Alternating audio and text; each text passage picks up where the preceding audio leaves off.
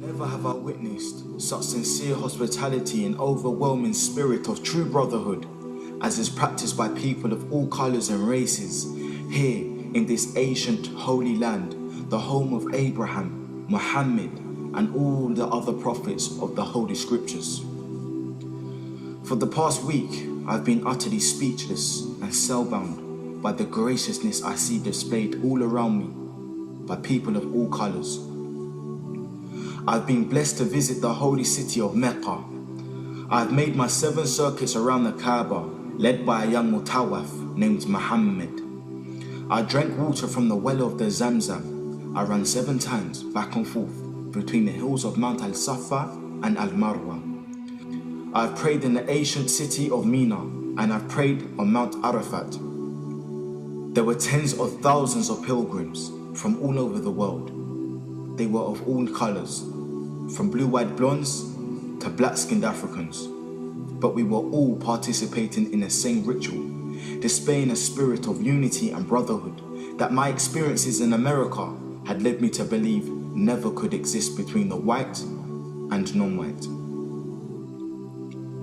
America needs to understand Islam because this is the one religion that erases from its society the race problem. Throughout my travels in the Muslim world, I have met, talked to and even eaten with people who in America would have been considered white, but the white attitude was removed from their minds by the religion of Islam.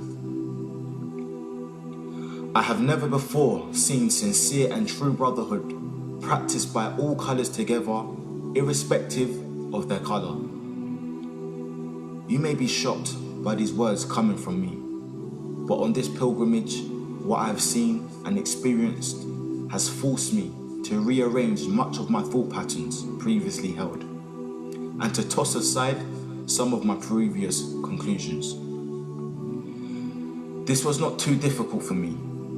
Despite my firm convictions, I have always been a man who tries to face facts and to accept the reality of life as new experience and new knowledge unfolds it. I have always kept an open mind, which is necessary to the flexibility that must go hand in hand with every form of intelligent search for truth. During the past 11 days here in the Muslim world, I've eaten from the same plate, drunk from the same glass, and slept in the same bed or on the same rug, while praying to the same God with fellow Muslims, whose eyes were the bluest of blue, whose hair was the blondest of blonde, and whose skin was the whitest of white. And in the words and in the actions and the deeds of the white Muslims, I felt the same sincerity that I felt among the black African Muslims of Nigeria, Sudan and Ghana. We were truly all the same brothers because their belief in one God had removed the white from their minds, the white from their behavior, and the white from their attitude.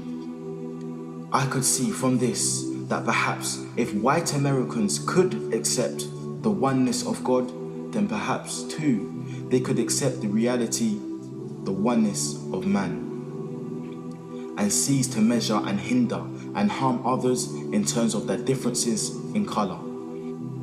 With racism plaguing America like an incurable cancer, the so-called Christian white American heart should be more receptive to a proven solution to such a destructive problem. Perhaps it could be in time to save America from imminent disaster. The same destruction brought upon Germany by racism that eventually destroyed the Germans themselves. Each hour here in the Holy Land enables me to have great spiritual insights into what is happening in America between black and whites. The American Negro never can be blamed for his racial animosities. He is only reacting to 400 years of the conscious racism of the American whites. But as racism leads America up to the suicide path, I do believe, from the experience that I've had with them, that the whites of the younger generation in the colleges and universities will see the handwriting on the walls, and many of them will turn to the spiritual path of truth. which is the only way left to America to ward off the disaster that racism inevitably must lead to. Never have I been so highly honored. Never have I been made to feel more humble and worthy. Who would believe the blessings that have been heaped upon an American Negro?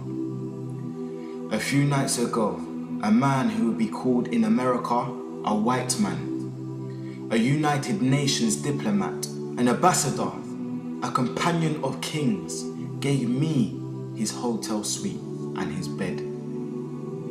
Never would I have even thought or dreaming that I would ever be a recipient of such honors. Honors that in America would be bestowed upon a king, not a Negro. All praise is due to Allah, the Lord of all the worlds. Sincerely, Al-Hajj Malik Al-Shabazz, also known as Malcolm X.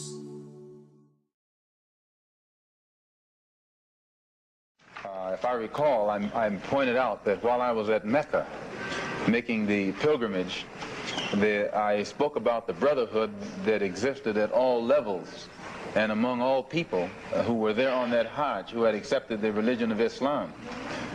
And I pointed out that for what it had done, what the religion of Islam had done for those people over there, despite their complexion differences, that it would probably do America well to study the religion of Islam, and perhaps it could drive some of the racism from this society as it has driven racism from the Muslim society.